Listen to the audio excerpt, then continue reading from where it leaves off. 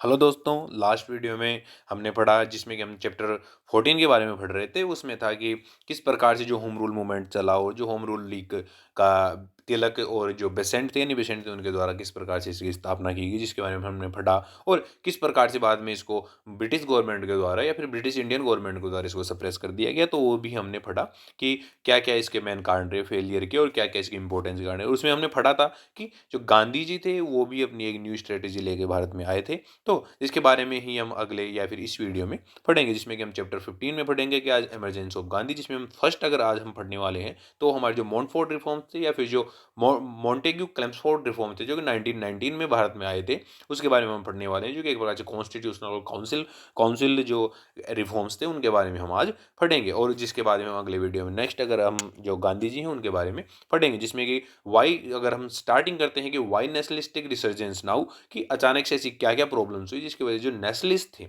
वो अचानक से कैसे पनपे इतने ज़्यादा और इतने ज़्यादा उनमें गुस्सा था वो बाहर कैसे निकला। जिसमें कि है कि जैसे कि अगर हम शुरुआत करते हैं तो वो है जिसमें कि जो नेशनलिस्ट की जो रिसर्जेंस था उसका इन्फ्लुएंस होने का मेन कारण ये था कि जो एब्रोड सिचुएशन है, जो फॉरेन में जो सिचुएशन चल रही थी, जिसकी वजह से ये इसकी रिसर्जेंस हुआ। जिसके बाद जिसमें हम फर्स्ट पॉइंट की बात करते हैं वो पोस्ट वॉर इकोनॉमिक हार्डशिप। जब जब वर्ल्ड वॉर एंड हुआ 1919 में या फिर 1914 टू लेके 1918 1919 तक वो वर्ल्ड वॉर जब एंड हुआ तब तक काफ़ी ज़्यादा जो इकोनॉमिक सिचुएशंस थे वो भारत में काफ़ी ज़्यादा प्रॉब्लमेटिक थी, और जिसमें कि काफ़ी ज़्यादा हमारे ऊपर हाई हाई टैक्सेशन लगाए गए और साथ ही में जो हमारे जो कमोडिटीज़ की जो प्राइसेस थी वो भी काफ़ी ज़्यादा हाई हो गई थी। इसमें कि जैसे India contributed man and money in British war efforts, देखिए हमने काफ़ी ज़्यादा सपोर्ट भी किया और उसी के साथ साथ जो हमारी इंडस्ट्रीज़ थी इसमें भी काफ़ी ज़्यादा हार्डशिप का या फिर हार्ड हार्ड टाइम का काफ़ी ज़्यादा इन्हें सामना करना पड़ा, क्योंकि इंक्रीज प्राइसेस में इंक्रीज हुआ उसकी वजह से रिसेशन हुआ और जो लोग थे वो काफ़ी ज़्यादा मतलब कि रिलेक्टेंट हो गए, वो किसी भी प्रकार के जो इंडस्ट्रियल प्रोडक्ट थे वो खरीदने के लिए रिलेक्टेंट हो गए। तो इसी के साथ साथ हम बात करते हैं कि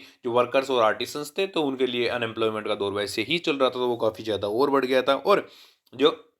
हाई टैक्सेस थे उनकी वजह से उन्हें और ज़्यादा प्रॉब्लम्स का सामना करना पड़ रहा था। उसके बाद हम बात करते हैं पीजेंट्री, तो पीजेंट्री के ऊपर भी काफ़ी ज़्यादा हाई टैक्सेस लगाए जा रहे थे और साथ ही में जो हमारा जो फूड था वो भी जो वॉर के लिए जो सोल्जर्स फाइट कर रहे थे उनके लिए ट्रांसफ़र किया जा रहा था। तो हमारे लिए हमारे जो पीजेंट्स थे उनको काफ़ी ज़्यादा पॉवर्टी और जो हाई टैक्सेशन का सामना करना पड़ रहा था। जिसके बाद हम बात करते हैं सोल्जर्स थे, तो सोल्जर्स जब वॉर वॉर लड़ के भारत में आए तो वो जिस मकसद के लिए विदेश में गए थे कि हमारी जो सिचुएशन है वो काफ़ी ज़्यादा इंप्रूव होगी, तो वो उन्हें वो मकसद भी काफ़ी ज़्यादा फेल्ड साबित हुआ और वो यहाँ पे आए तो हमारी जो कंट्री थी वो और ज़्यादा इम्पोवरिश हो गई थी और साथ में यहाँ पे लिबर्टी भी अब पहले से बहुत ज़्यादा कम हो गई थी। तो सोल्जर्स को भी लगा कि हमने एक गलत गलत जो कंट्री है या फिर गलत जो लोग हैं उनका हमने साथ दिया है। जिसके बाद हम बात करते हैं कि एजुकेटेड अर्बन क्लासेस जिनको भी काफ़ी ज़्यादा एक प्रकार से जो अनएम्प्लॉयमेंट उनका सामना करना पड़ रहा था, और साथ ही में उन्हें भी अब ज़्यादा समझ में बैठने लगा था कि हाउ जो ब्रिटिशर्स हैं वो रेसिज्म का सहारा कैसे लेते हैं और किस प्रकार जी वो अपने आप को वाइट या फिर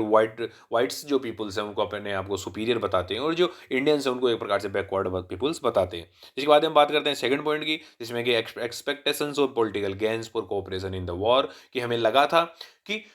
अगर हम जो वॉर में ब्रिटिश का सपोर्ट करेंगे तो ब्रिटिशर्स हमें पॉलिटिकली काफ़ी ज़्यादा प्रॉफिट देंगे, पॉलिटिकली हमें काफ़ी ज़्यादा गेन्स होंगे, लेकिन वो एक प्रकार से हमारे लिए फेल हुआ और वो एक प्रकार से एक्सपेक्टेशंस ही रह गई। तो इसी बारे में बात करें, जो ट्रूप्स थे हमारे वो काफ़ी ज़्यादा उन्होंने अपनी लाइफ को सेक्रीफाइस किया और जो भी ब्रिटिश के वॉर के लिए उन्होंने काफ़ी ज़्यादा अपनी लाइफ को सेक्रीफाइस किया, लेकिन उनकी जिस वजह से जो हमारे जो काफ़ी ज़्यादा एक्सपेक्टेशंस थी कि हम पॉलिटिकल गेन्स प्राप्त करेंगे, लेकिन वो हमें नहीं प्राप्त हुआ। जिसके बाद हम थर्ड पॉइंट की बात करते हैं, nationalist disillusionment with imperialism world wide, कि जो जो इंपीरियल जो पावर्स थे उनके द्वारा डिसइल्यूजनमेंट क्रिएट किया जा रहा था नेशनलिस्ट के द्वारा, फिर नेशनलिस्ट को काफ़ी ज़्यादा प्रॉब्लम्स या फिर बिल्कुल भी पसंद नहीं आ रहा है जो इंपीरियलिज्म या फिर इंपीरियलिस्ट जो पावर्स थे उनकी जो पॉलिसीज थी वो हमें बिल्कुल भी पसंद नहीं आ रही थी। इसके बाद हम बात करते हैं इसमें कि allied powers promise their colonies to adopt democracy, की जो अलाइड पावर थे जिनमें कि ब्रिटिश थे या फिर जो यूएसए थे, तो ये सभी पावर्स थे वो एक प्रकार से जो कॉलोनीज थी उनको उनको वो एक प्रकार से पेश कर रहे थे उनके, या फिर उनसे प्रोमिस कर रहे थे कि हम आपको डेमोक्रेसी यहाँ पे डेमोक्रेसी लेके आएंगे, हम यहाँ पे सेल्फ डिटर्मिनेशन लेके आएंगे और साथ ही में हम यहाँ पे सेल्फ गवर्नमेंट लेके आएंगे, लेकिन वो किसी प्रकार के ऐसे के लिए सपोर्ट करने को तैयार नहीं थे। उसके बाद हम बात करें जो पेरिस पीस कॉन्फ्रेंस हुई, जिसमें कि जो इम्पेरियलिस्ट पावर थे उनको उन्होंने एक प्रकार से बिल्कुल ही इंटेंशन अपनी साबित कर दी थी कि वो किसी प्रकार से अपनी कॉलोनीज को खोने वाले नहीं और ना ही वो वहाँ पे किसी प्रकार की डेमोक्रेसी या सेल्फ डिटर्मिनेशन जैसे नियम्स वहाँ पे लाने वाले हैं। जिसके बाद हम फोर्थ पॉइंट की बात करते हैं वो है इम्पैक्ट ऑफ रशियन रिवॉल्यूशन, जो कि नवंबर 7 19 17 को हुआ था, जिसमें कि जो फर्स्ट सोशलिस्ट स्टेट था, जो सोवियत यूनियन था, वो कि एक प्रकार से लेनिन के अंडर में बनाया गया था, और जो वहाँ के जो रूलर्स थे या फिर जो रशियन रूलर्स थे, उनको एक प्रकार से खत्म कर दिया गया था। जिसके बाद हम बात करते हैं कि जो 1919 में मोंटेग्यू क्लेम्सफोर्ड रिफॉर्म्स आए या फिर गवर्नमेंट ऑफ इंडिया एक्ट 1919 आया, जिसके बारे में हम बात करते हैं, जिसको भी एक प्रकार से पॉलिसी ऑफ कैरेक्टरिस्टिक के द्वारा लाया गया, जो कि फर्स्ट अगर हम बात करें तो 1909 के समय भी यही पॉलिसी ऑफ कैरेक्टरिस्टिक के रूप में लाया गया, तो इसको फिर से इंप्लीमेंट किया गया, जिसमें कि एक प्रकार से केरट के रूप में मोंटेग्यू क्लेम्सफोर्ड रिफॉर्म्स थे, और स्टिक के रूप में कि जिसमें कि जो स्टिक या फिर जो हम किसी प्रकार की प्रॉब्लम्स न क्रिएट कर सके, उसके लिए रोलेट एक्ट हमारे लिए आया था। जैसे कि अगर हम मेन फीचर्स की बात करते हैं, जैसे जो प्रोविंशियल गवर्नमेंट थी, जो हमारे हमारे वहाँ पे इंडिया में उस समय दो गवर्नमेंट चले, जिसमें कि एक तो सेंट्रल गवर्नमेंट थी, जिसमें एक governor general as a head हुआ करता था, और एक प्रोविंशियल गवर्नमेंट थी, जिसमें गवर्नर एज ए हेड हुआ करता था। तो अब जो प्रोविंशियल गवर्नमेंट थी, उसके अंदर डायरची इंट्रोड्यूस की गई, जिसमें कि जो डायरची जो एग्जीक्यूटिव लेवल पे थी, वो ही प्रोविंशियल गवर्नमेंट के लिए इंट्रोड्यूस की गई, और एग्जीक्यूटिव थे वो एक प्रकार से जो डायरची थे, और एग्जीक्यूटिव और जो पॉपुलर मिनिस्टर्स थे उनके लिए क्रिएट की गई। साथ ही में जो गवर्नर थे वो ही एग्जीक्यूटिव हेड होंगे, वो और किसी प्रकार से जो जो इलेक्टेड जो अदर मेंबर्स या इलेक्टेड लेजिस्लेचर्स है, उनके पास किसी प्रकार का कोई हेड नहीं होगा, एक प्रकार से एग्जीक्यूटिव ही गवर्नमेंट के हेड होंगे। जिसके बाद हम बात करते हैं सेकंड पॉइंट की, उसमें कि अलग अलग सब्जेक्ट्स में डिवाइड किया, जिसमें कि दो लिस्ट बनाई गई, जिसमें कि रिजर्व सब्जेक्ट थे, वो एक प्रकार से कि जो उसमें कि जैसे law and order, finance, land revenue, irrigation, और जो कि अंडर गवर्नर के अंडर ही होंगे, जो कि एक प्रकार से एग्जीक्यूटिव हेड गवर्नर ही थे, तो उन्हीं के अंडर में रिजर्व जो सब्जेक्ट्स होंगे वो होंगे। और बाकी ट्रांसपोर्ट सब्जेक्ट होंगे, लाइक जैसे education, health, local government, industry, agriculture, excise, तो ये सभी ट्रांसपोर्ट सब्जेक्ट होंगे, जो एक प्रकार से लेजिस्लेचर्स के द्वारा यूज किए जाएंगे। जिसमें कि अगर हम देखें तो एक प्रकार से कि बिल्कुल ही ओपोनेंट सी इसमें दिखाई दे रही है, जैसे कि इरिगेशन जो गवर्नर थे उनके कंट्रोल में था, लेकिन एग्रीकल्चर एक प्रकार से जो मिनिस्टर्स थे उनके कंट्रोल में था, तो इस वजह से अगर हम देखें तो एक प्रकार से कॉन्फ्लिक्ट की सिचुएशन यहाँ पे बन रही थी। जिसके बाद हम बात करते हैं थर्ड पॉइंट की, मिनिस्टर्स, इसमें जो मिनिस्टर्स थे वो एक प्रकार से रेस्पॉन्सिबल थे लेजिस्लेचर के लिए, और उनके खिलाफ कोई भी नो कॉन्फिडेंस मोशन पारित किया जा सकता था। और अब ये नए इस रूल में लाया गया कि एक प्रकार से जो मिनिस्टर्स हैं उनके खिलाफ नो कॉन्फिडेंस मोशन लाया जा सकता है। इसके बाद हम बात करते हैं फोर्थ पॉइंट की, कि जिसमें कि failure of constitutional mechanism, so governor को टेक ओवर, कि अगर किसी प्रकार से मिनिस्टर्स अगर जो वर्क है उनको करने में कामयाब नहीं होते हैं, तो गवर्नर अपने जो पावर्स है या फिर उनके पावर्स है वो छीन लेगा। उसके बाद हम बात करते हैं फिफ्थ पॉइंट की, उसमें है secretary of state for India interfere in reserve but in transport subject interfere restricted, कि जो secretary of state for India है वो एक प्रकार से जो रिजर्व सब्जेक्ट है जो कि गवर्नर के अंडर में रहते हैं, उनके ऊपर किसी प्रकार का इंटरफेरेंस रख सकता है, लेकिन इसी को secretary of the state of India को एक प्रकार से ट्रांसफर सब्जेक्ट्स हैं जो कि मिनिस्टर्स के अंडर में है या फिर जो इलेक्टेड रिप्रेजेंटेटिव्स हैं उनके अंडर में है, तो वो एक प्रकार से उनके ऊपर जो इंटरफेरेंस है वो एक प्रकार से रिस्ट्रिक्टेड था, वो एक काफ़ी हद तक रिस्ट्रिक्टेड था। जिसके बाद हम बात करें जो लेजिस्लेचर थे, एक प्रकार से जो प्रोविंशियल लेजिस्लेटिव काउंसिल थे वो 70%, अगर अब जो प्रोविंशियल लेजिस्लेटिव काउंसिल्स थे उसमें 70% तक इलेक्टेड मेंबर्स ही होंगे, और बाकी 30% नॉमिनेटेड मेंबर्स होंगे। और उसी के साथ साथ कम्युनल और जो क्लास इलेक्टोरेट्स उसको और ज़्यादा कंसोलिडेट कर दिया गया, जिसमें सिक्स और जो अदर्स जैसे कि पारसी जैसी कम्युनिटीज़ थी उनको भी जो सेपरेट इलेक्टोरेट्स दे दिया गया था, जो कि पहले 1909 में मुस्लिम्स को दिया गया था, वो अब एक प्रकार से 1919 में इसको और ज़्यादा बढ़ा दिया गया और ज़्यादा स्ट्रॉन्ग कर दिया गया, जिसमें मुस्लिम्स के लिए ही तो था ही, साथ में अदर कम्युनिटीज़ थी जो कि एक प्रकार से कम पॉपुलेशन जिनकी थी उनको भी दे दिया गया, जिसमें सिक्स और ये एक प्रकार से जो पारसीज, तो अदर ऐसी कम्युनिटीज़ भी थी जिनको भी ये दे दिया गया था। जिसके बाद हम बात करते हैं थर्ड पॉइंट की, तो वुमेन्स को राइट टू वोट दिया गया, जो भी है हद तक। जिसके बाद हम बात करते हैं कि फोर्थ पॉइंट की, जिसमें कि लेजिस्लेटिव काउंसिल्स थी वो इनिशिएट कर सकती थी लेजिस्लेशन, जिसमें कि गवर्नमेंट अगर कोई भी जो लेजिस्लेशन है वो लेजिस्लेटिव काउंसिल्स अगर इनिशिएट करेंगी तो उसमें गवर्नर की असेंट एक प्रकार से रिक्वायर्ड थी, और गवर्नर उसके लिए एक प्रकार से वीटो बिल या फिर वीटो इश्यू कर सकता था, और साथ ही में गवर्नर एक प्रकार से एक ऑर्डिनेंस भी इश्यू कर सकता था। इसके बाद हम बात करते हैं फिफ्थ पॉइंट की, जो कि लेजिस्लेटिव काउंसिल्स थी वो एक प्रकार से बजट को रिजेक्ट कर सकती थी, पर गवर्नर उसको फिर से रिस्टोर कर सकता था। तो इस प्रकार से जो लेजिस्लेटिव काउंसिल्स थे उनका बजट के ऊपर किसी प्रकार का कोई कंट्रोल नहीं था, तो ये एक प्रकार से ये दिखाया गया। जिसके बाद हम बात करते हैं कि जो लेजिस्लेचर्स थे उनको एक प्रकार से फ्रीडम ऑफ स्पीच दी गई, तो इस प्रकार उनको एक प्रिविलेज दिए गए थे।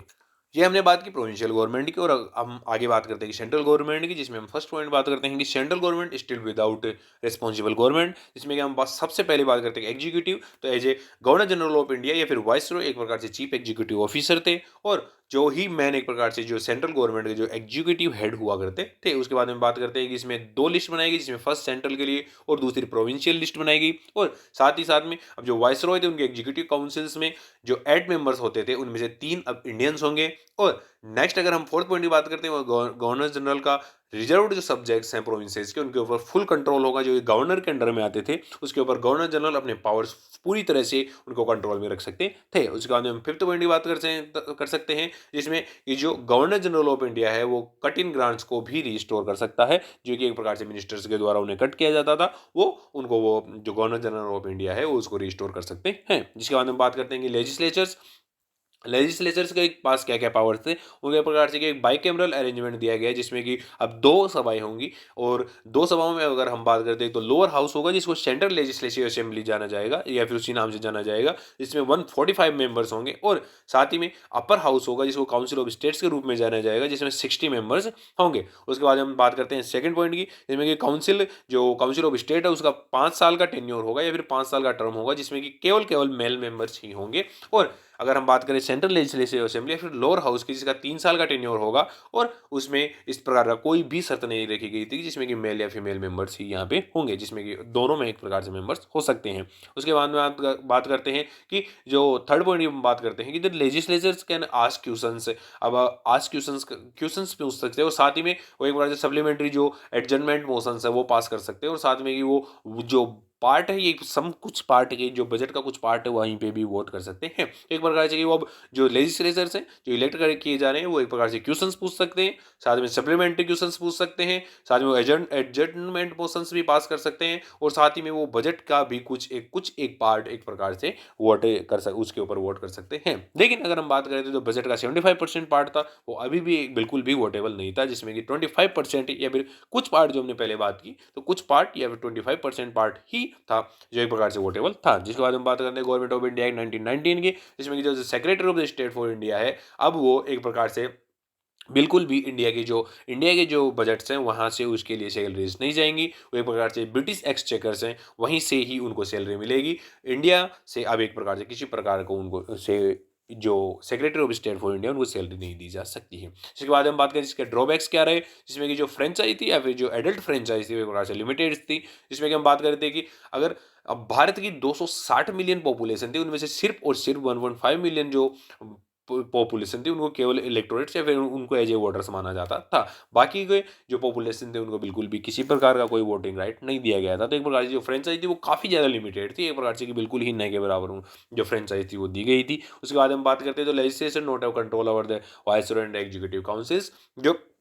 एग्जीक्यूटिव हेड होंगे या फिर एक प्रकार से एग्जीक्यूटिव बिल्कुल भी जो लेजिस्लेचर है उसके लिए रेस्पॉन्सिबल नहीं होगा, या फिर जो executive is not responsible for जो लेजिस्लेचर है उसके लिए बिल्कुल भी वो रेस्पॉन्सिबल नहीं होगा। तो इस वजह से जो वाइसरॉय है वो एक प्रकार से सुप्रीम कंट्रोलर होंगे, या फिर supreme head of executive branch होंगे। और इस वजह से जो लेजिस्लेचर है उनका किसी प्रकार से जो वाइसरॉय और जो एग्जीक्यूटिव काउंसिल उनके जो कि 8 मेंबर जो एग्जीक्यूटिव काउंसिल थी उसके ऊपर जो लेजिस्लेचर है उनका किसी प्रकार से कोई कंट्रोल नहीं होगा। उसके बाद हम थर्ड पॉइंट की बात करते हैं कि जो सब्जेक्ट्स का डिवीजन था वो एक बार जो सेंटर और जो प्रोविंसेस थे उनके बीच में अच्छी तरह से नहीं किया गया था, फिर नॉट सेटिस्फैक्टरी था। इसके बाद हम बात करते हैं कि जो फोर्थ पॉइंट की जो सीट्स थी जो सेंट्रल लेजिस्लेटिव असेंबली में, जिसमें कि वो अपने एक इंपॉर्टेंस या फिर जो प्रोविंसेस में जो अपना इंपॉर्टेंस था उसके अनुसार वो रखते हैं। जैसे कि पंजाब की हम बात करते हैं वो मिलिटरीली इंपॉर्टेंस था, और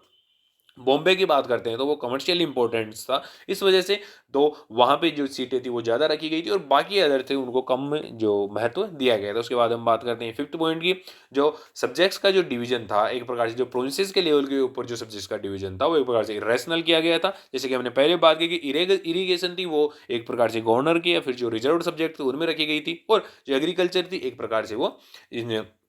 ट्रांसफर्ड सब्जेक्ट के अंडर में रखी गई थी। उसके बाद हम सिक्स पॉइंट की बात करते हैं, the provincial ministers had no control over finance and bureaucrats. जो प्रोविंशियल मिनिस्टर उनका किसी प्रकार के फाइनेंस और जो ब्यूरोक्रेट्स हैं उनके ऊपर कंट्रोल नहीं होगा, वो अपनी मनी मर्जी के मालिक होंगे। जिसके बाद हम बात करते हैं कि कांग्रेस का इस चीज़ के लिए फिर इस 1919 के गवर्नमेंट ऑफ इंडिया एक्ट 1919 के लिए कांग्रेस का रिएक्शन किस प्रकार का था, जिसमें इन्होंने एक स्पेशल सेशन लेके आए जो कि अगस्त 1918 में लेके आए, जो कि बॉम्बे में लाया गया था इनके द्वारा। उसमें प्रेसिडेंट बने थे हसन इमाम, उनके द्वारा इसमें इसको डिक्लेयर किया गया इस रिफ़ॉर्म को, ये एक प्रकार से डिसअपॉइंटिंग और अनसैटिस्फैक्टरी ये रिफ़ॉर्म्स है। एक प्रकार से उन्होंने डिमांड की कि हमें इफ़ेक्टिव सेल्फ गवर्नमेंट चाहिए, जो कि हमें जो इफ़ेक्टिव सेल्फ गवर्नमेंट चाहिए थी, उसके लिए आपने हमें डिसअपॉइंट किया और एक प्रकार से अनसैटिस्फैक्टरी एक प्रकार से हमें जवाब दिया गया था। जिसके बाद हम बात करें जो मोंटफोर्ट रिफ़ॉर्म्स थे, उनको एक प्रकार से जो लोकमान्य तिलक थे, उनके द्वारा भी उसे अनवर्दी और डिसअपॉइंटिंग सनलेस डाउन के द्वारा उन्हें बताया गया था। जिसके बाद हम बात करते हैं कि जो अदर्स जो अगर हम बात करें तो अदर लीडर्स थे, वो उन जो कांग्रेस के लीडर्स थे या फिर एक बार से एक्सट्रीमिस्ट लीडर्स थे या जो मॉडरेट्स थे, उन्होंने भी काफ़ी ज़्यादा इसको एक प्रकार से क्रिटिसाइज़ किया और साथ में मुस्लिम लीग ने भी इसको काफ़ी ज़्यादा क्रिटिसाइज़ किया, क्योंकि ये एक प्रकार से बिल्कुल भी सैटिस्फैक्टरी रिफॉर्म्स नहीं थे, जिसमें किसी को भी एक प्रकार से किसी प्रकार का जो रिजर्वेशन था या फिर एक प्रकार से किसी की भी रिप्रेजेंटेशन था, वो एक प्रकार से ठीक तरीके से नहीं दिया गया था। तो आज हमने बात की कि जो मोंटफोर्ट रिफॉर्म्स उनके बारे में हमने बात की और किस प्रकार जो नेशनलिस्ट थे उनका रिसर्जेंस हुआ, उसके बारे में हमने बात की। हम अगली वीडियो में बात करेंगे किस प्रकार से गांधी जी जो साउथ अफ्रीका में वो वर्क कर रहे थे, तो वो किस प्रकार से वहाँ पे उन्होंने वर्क किया और